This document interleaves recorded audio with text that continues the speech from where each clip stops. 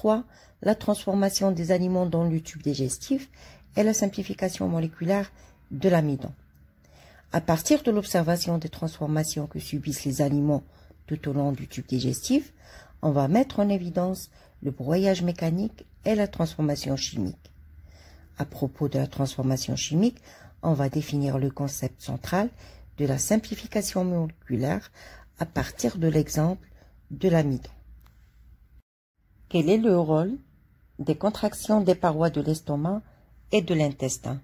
Les contractions des parois de l'estomac et de l'intestin grêle vont propulser les aliments le long du tube digestif. Parallèlement, cette contraction va aider à broyer les aliments mécaniquement. L'effritement des aliments en petits morceaux va faciliter l'action chimique des enzymes digestifs contenus dans les sucs digestifs.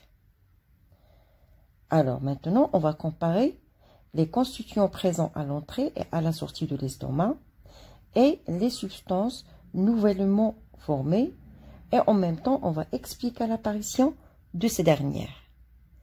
Au niveau de l'estomac, l'eau, les sels minéraux, les glucides, les lipides et les vitamines ne subissent aucune modification. Par contre, une partie des protides se transforme en polypeptides. Ces derniers sont les substances nouvellement formées et que l'on détecte à la sortie de l'estomac. 18 heures après l'ingestion d'un repas, certaines substances qui le constituent disparaissent pour céder la place à de nouvelles substances. Cette transformation constitue le résultat de la digestion chimique des aliments. En effet, on explique les données du tableau de ce document par ce qui suit. L'amidon se transforme en glucides simples, les protides se transforment en acides aminés, les lipides se transforment en acides gras et en glycérol, l'eau, les sels minéraux et les vitamines ne subissent aucune transformation. Le suc pancréatique et le suc intestinal contiennent des enzymes digestifs qui sont responsables de cette transformation chimique. On passe à la simplification moléculaire de l'amidon.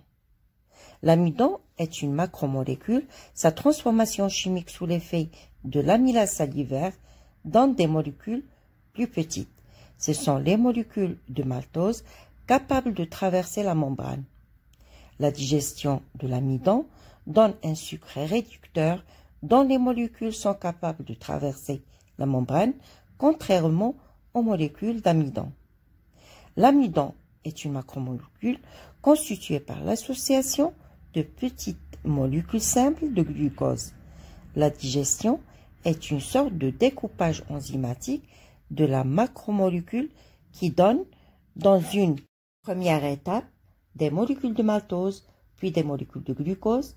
L'apparition de molécules simples de petite taille explique la notion de simplification moléculaire.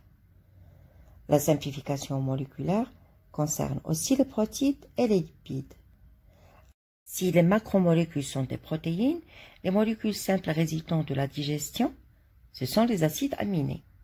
Si les macromolécules sont des triglycérides, les molécules simples résultant de la digestion sont les acides gras et le glycérol.